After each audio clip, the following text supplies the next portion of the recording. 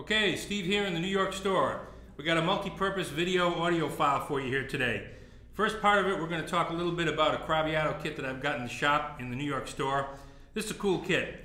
This is an 11-inch tom, which we started doing at Craviato about a year or so ago. It's a 7.5 by 11, a 13 by 13 floor tom, 14 by 16 bass drum, 5.5 by 14 snare. Got the bass drum up on that little Gibraltar riser, brings it up a little bit so you can get that beater centered right in the middle. It's a great sounding kit, and this particular one is wrapped in black sparkle. Johnny doesn't usually do wrap kits, but this is one that we did do. And it's a cool set. So we're going to give you a little sound file of that. I also, with it, pulled out a set of Sabian prototype cymbals came out of the vault, and I picked these out by hand when I was up at Sabian earlier this year. It's a really, really fabulous pair. It's an HHX pair that's, again, out of the custom shop vault, and this set's 865 over 1180. This is my personal set of reference hats, but I've just ordered more of these in the same size, weight, and hammering pattern from Mark Love up at Sabian. Mark has product codes and special codes that relate back to the cymbals that we picked up there so that he can recreate them for us. This is a great pair.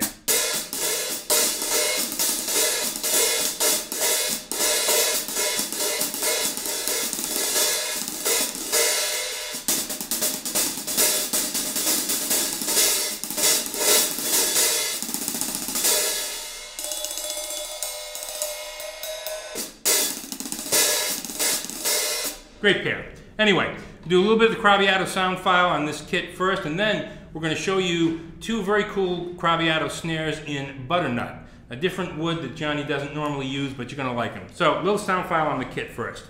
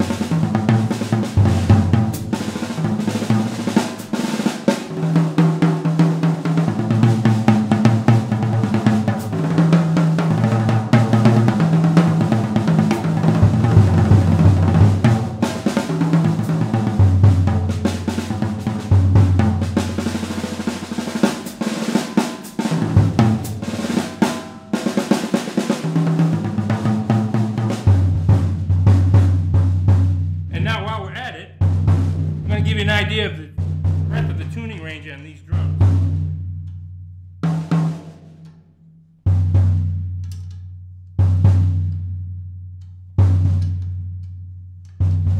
Bear with me.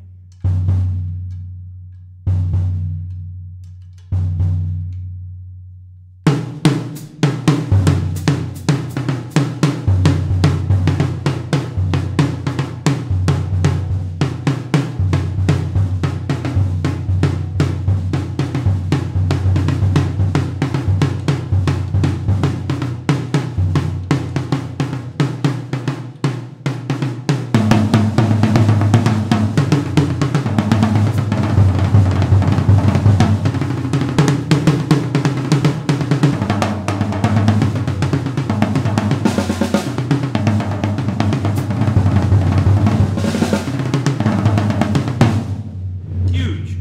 7.5 by 11, 13 by 13. Sounds fatter than you could possibly imagine. Just great, great stuff, and the tuning range is enormous, as you all know. Now, we're going to switch gears. Going to take this snare drum off. Going to take one of the butternut snares. Going to start with the 5.5. This is a 5.5 by 14 butternut. And this wood is really, really interesting because when I put, it's beautiful to look at, number one, but number two, when I put the drum up on the stand and play it, it has a warmth and a fatness that you'd expect almost out of the likes of mahogany, which is the warmest possible wood, and almost like mahogany as if it had die-cast rims on it. This is triple flanged rims, which are going to produce a lot more overtones, but you get a sense for how warm and fat this is. you'll see what I mean. And this tuning is a little bit on the higher side, which is where I tune. But here's the sound you're looking at.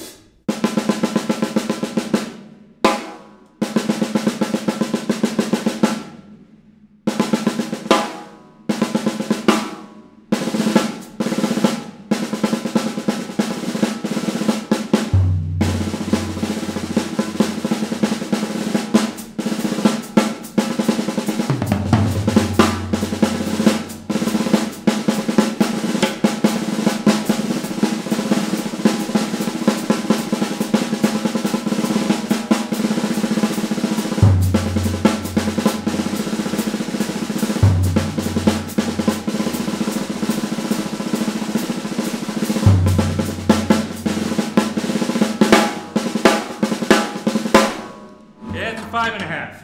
I'm going to pull up to 6.5. I really, really like these. You're going to see some of these drums. John's going to have some at the NAMM show. It's a interesting species, and we're going to see if it makes sense to do a kit. I'd love to hear a kit in this wood. A lot depends on the availability of the wood itself. That's not the least of the issues. Here's a tuning. So it's about the same tuning-wise, but this is a 6.5, a little deeper.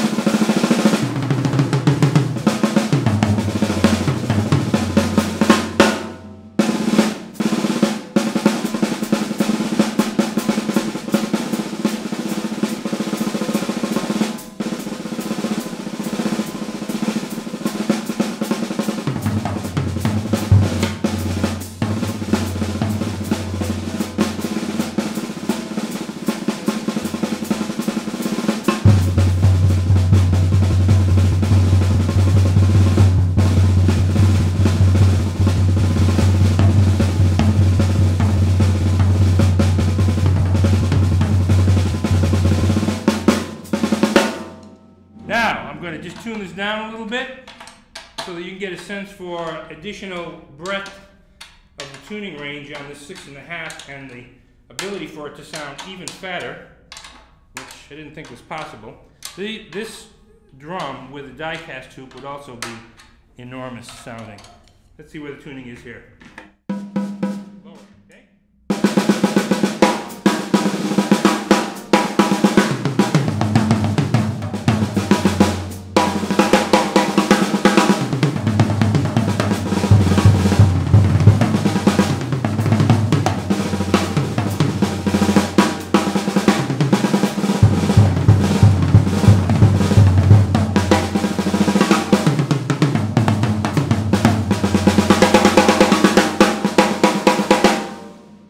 Pretty fat.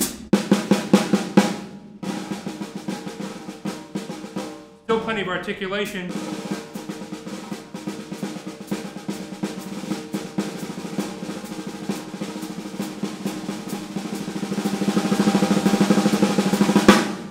So, there you go.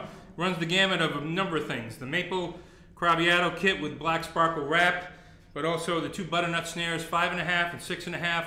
Look for those on our website. Look for those to be built out for Crabbiato after the NAMM show. And maybe with some luck we'll see drum sets in that same species, which would be very cool. Any questions? www.maxwelldrums.com. We'll see you there. Thanks.